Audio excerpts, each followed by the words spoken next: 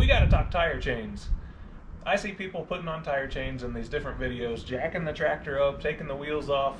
You don't need to do all that. Let me show you the easy way.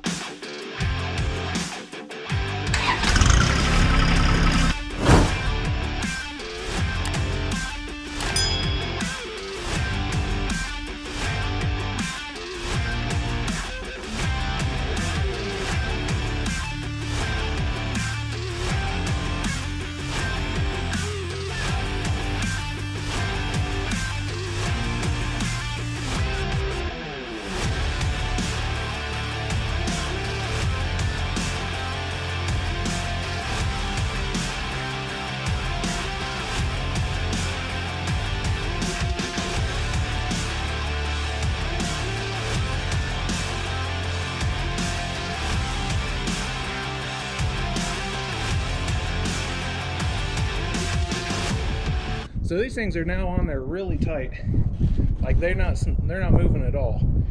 You could drive it around, maybe you can get another link in there, but they're pretty good as they are. I'm not going to put on bungees like you see other people do. We got them snug. Use this technique, you'll be able to do it too.